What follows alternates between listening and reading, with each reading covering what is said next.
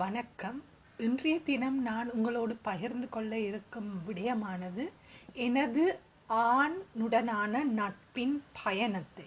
ஏனென்று சொன்னால், தமிழ் சமுதாயத்தில் ஒரு ஆணுடனான நட்பு என்பது உடல் ரீதியான இணைப்புக்காக அல்லது பாலியல் உறவுக்காகத்தான் என்ற ஒரு எண்ணம் இருக்கின்றது. நான் வெள்ளவத்தை கடற்கரையில் இருப்பேன். அப்பொழுது நான் ஆண்களை சந்திப்பேன், அவர்களோடு கதைப்பேன். அப்படி கதைக்கும் போது தமிழர்கள், விசேடமாக பெண்கள் கூறும் ஒரு விடயம் எப்படி என்றாலும் இது உடல் உறவுக்குள்ளாகத்தான் போகும் என்ற ஒரு எண்ணம் பரவலாக தமிழாக்கள் மத்தியிலே இருக்கின்றது. இந்த ஒரு காரணத்துக்காக பல தமிழர்கள் ஒரு நட்பை தொடர முடியாத ஒரு நிலையில் இருக்கிறார்கள். வெளியரங்கமாக ஒரு ஆண் பெண் இருவரும் வெளியரங்கமாக செல்ல முடியாமல் இருக்கிறதுக்கு காரணம் சமுதாயம் இப்படி ஒரு எண்ணத்தை வைத்திருக்கிறது ஒரு காரணமாக அமைகின்றது.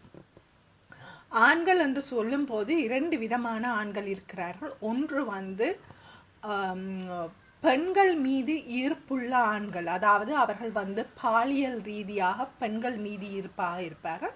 சில ஆண்கள் ஆண்கள் மீது ஈர்ப்புள்ள ஆண்களாக இருக்கின்றார்கள். ஆக ஒரு காலத்தில் எனது நட்புகள் ஆண்கள் மீது ஈர்ப்புடைய, அதாவது அவர்கள் ஹோமோசெக்சுவல் அல்லது கே என்று சொல்லுவார்கள். அவர்கள் ஒரு ஆணை திருமணம் முடித்த நபர்களாக இருந்தார்கள் அல்லது ஆணுடன் தமது வாழ்க்கையை வாழ்ந்தவர்களாக இருந்தபடியால் அவர்களோடு நான் வாழ்ந்தது அவர்களோடு எனது நட்பை தொடர்ந்தது மிகவும் இலகுவானதாக இருந்தது. ஏனென்று சொன்னால், அவர்களுக்கு எந்த ஒரு காரணத்தாலையும் ஒரு ஈர்ப்பு என் மீது ஏற்படவில்லை, ஏற்படவும் மாட்டாது என்றது எனக்கு ஒரு பாதுகாப்பாக இருந்தது. ஆகவே அவ்வாறான ஆண்களோடு யாரும், எந்த ஒரு பெண்ணுமே மிகவும் பாதுகாப்பாக நட்பில் ஈடுபடலாம். ஏனென்றால் அவர்கள் மிகவும் பாதுகாப்பான நபர்கள். மற்ற நபர்கள், அதாவது பெண்ணுடனான ஈர்ப்பில் இருக்கும் நபர்களோடும் நான் ஒரு நல்ல உறவை, நட்பை ஏற்படுத்தினேன். அந்த நட்பு உடல் பசியை போக்கவோ அல்லது பாலியல் இன்பத்தை அனுபவிக்கவோ அந்த நட்பை நான் பயன்படுத்தவில்லை. என்னுடன் நட்பில் ஈடுபட்ட நபர்களும் என்னை அந்த தமது தேவைக்காக அவர்கள் பயன்படுத்தவில்லை. ஆகவே அவ்வாறான ஆண்களுடனான எனது நட்பை உங்களோடு பகிர்ந்து கொள்ள இருக்கின்றேன். நான் சந்தித்த ஒரு நபர் அவர் அந்த நேரம் நானும் தனியாக துணியை தேடிக்கொண்டிருந்த நான், அவரும் அந்த நேரம் துணியை தேடிக்கொண்டு இருந்த நபர்.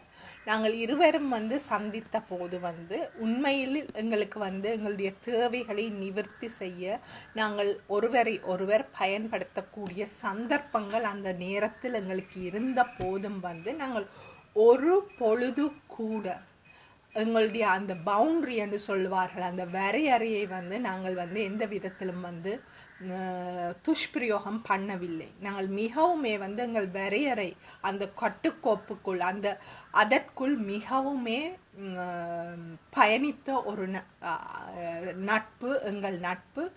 இன்று அவர் தனது காதலியோடு இருந்தாலும் அந்த காதலியே மொரீன் எப்படி இருக்கிறா என்று சொல்லி கேட்கக்கூடிய விதத்தில் நாங்கள் அந்த நட்பை உருவாக்கியபடியால் இன்றும் அந்த நட்பு தொடர்ந்து கொண்டு இருக்கின்றது. நாங்கள் நான் அவரோடு சைக்கிளில் பயணித்துள்ளேன். அவர் சைக்கிள் ஓடும் போது என்னை பின்னால் வைத்து சைக்கிளில் ஏற்றி சென்றிருக்கிறார். நான் அவருடன் காரில் பயணித்துள்ளேன். அவருடன் நீண்ட பயணங்கள் மேற்கொண்டுள்ளேன். அவருடன் எனது முதல் காணொளி ஷார்ட் ஃபில்ம் அது நடித்துள்ளேன். பலவிதமான வேலைகள், பலவிதமான விடயங்களை நாங்கள் இருவரும் செய்தாலும் நட்பு என்றது மிகவுமே தெய்வீகமாக போற்றப்பட்டது, பாதுகாக்கப்பட்டது. ஆகவே எல்லா உறவுகளிலும் நாங்கள் ஆண் பெண் என்பது உடல் ரீதியானது என்பது என்று நினைக்க கூடாது. அந்த எண்ணத்தை நாங்கள் மாற்ற வேண்டியது மிகவும் அவசியம். நீங்க வெளிநாட்டாக்களை பற்றி கூறலாம். தமிழில் வந்து இப்படி ஆண்களை காண முடியாது என்பது வந்து மிகவும் பிழை. அண்மையில் தமிழில் மிகவும் சர்ச்சைக்குரிய ஒரு நபர் ஒருவர், எனது நண்பன், அவர் வந்து என்னை பொறுத்தவரையில் எங்களுடைய நட்பு ஆனது வந்து புனிதமானதாகத்தான் இருக்கின்றது. நாங்கள் வெளியில் சென்றோம், சிரித்து பேசினோம், ஒன்றாக பயணித்தோம், எல்லாமே செய்தோம். ஆனால் எந்த ஒரு காரணத்துக்காகவும் எந்த ஒரு நிலையிலும் வந்து அந்த நட்பு வந்து எந்த ஒரு விதத்திலும் உடல் ரீதியாக அது வந்து பாவிக்கப்படவில்லை. ஆகவே தமிழ் ஆண் நட்புகளும் இருக்கின்றது, பாதுகாப்பான நட்புகள்.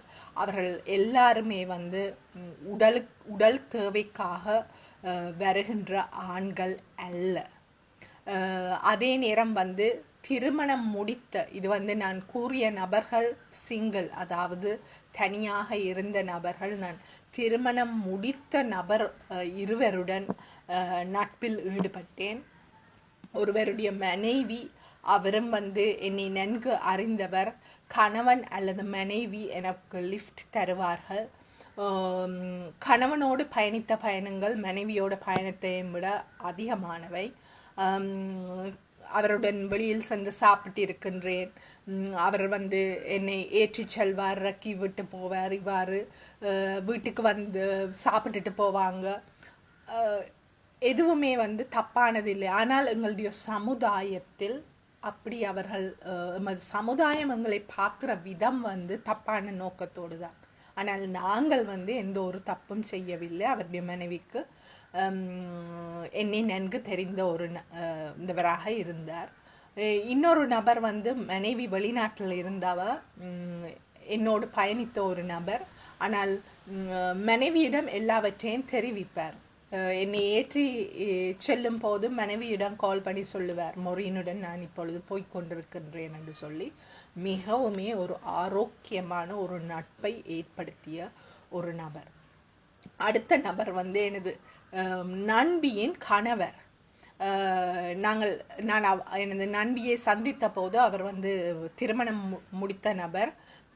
அவருடைய வீட்டுக்கு செல்லும் போது அவருடைய கணவர் அங்கு இருப்பார். எனது நண்பி வந்து எக்ஸ்ட்ரா ஒர்க், அதாவது வந்து ஓவர் டைம் செய்யும் போது பல தடவைகளில் வந்து நானும் அவருடைய கணவரும் தான் எனது நண்பியை சந்தித்து அல்லது அந்த இடத்தில் இருந்து நாங்கள் வெளிக்கிட்டு, அவர் வந்து நான் பாடசாலையில் சந்தித்த போது அவள் வேலை செய்வான், நான் பாடசாலையை முடித்து விட்டு வரும்போது நான் அந்த நண்பியின் கணவரோடு வந்திருக்கின்றேன்.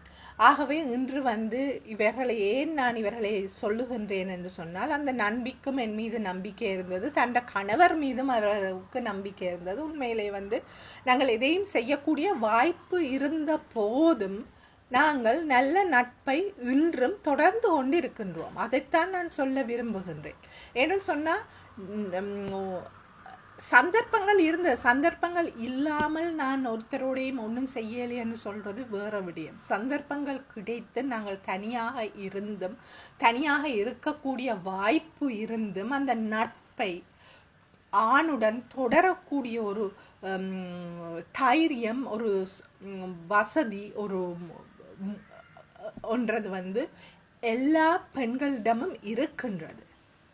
ஆகவே இவ்வாறான ஆண்கள் தான் எங்களுக்கு தேடி வருவார்கள் என்பது ஒரு பொய்யான ஒரு கருத்து. நல்ல ஆண்கள் இந்த சமுதாயத்தில் இருக்கிறார்கள். அவர்களுடனான நல்ல உறவை நாங்கள் ஏற்படுத்தும் போது இந்த கெட்ட நபர்கள் வந்து அவர்களே விலகி சென்று விடுவார்கள். ஆனால் அவ்வாறு கெட்ட நபர்கள் வரும்போது நாங்கள் துணிந்து தைரியமாக இருப்போமானது வந்து நாங்கள் எந்த விதத்திலும் பயப்பட தேவையில்லை ஒரு நட்பை ஏற்படுத்துவதற்கு. ஆகவே வந்து ஆண் பெண், அதாவது நான் வந்து ஆணுடன் வந்து நண்பர்களாக ஒரே வீட்டில் வேறு வேறு அறையில் தங்கி வாழ்ந்துள்ளேன். ஆகவே எல்லா இடத்திலும் வந்து நாங்கள் ஒன்றாக இருக்கும் போது அது பாலியல் உறவில் உடலுறவில் தான் முடியும் என்பது வந்து முழு பொய். நாங்கள் வந்து எவ்வளவுக்கு வெளியில போய் நாங்கள் மற்றவர்களோடு கதைத்து விசேடமாக ஆண்களோடு நல்ல நட்புகளை ஏற்படுத்துகிறோம், அவ்வளவுக்கு வந்து நாங்களுடைய வாழ்க்கை வந்து மிகவுமே ஒரு சிறப்பானதாக அமையும் என்று சொல்லி என்னுடன் நட்பில் ஈடுபட்டு கொண்டிருக்கும் அனைத்து ஆண்களுக்கும் எனது நன்றியை தெரிவித்து விடைபெறுகின்றேன்.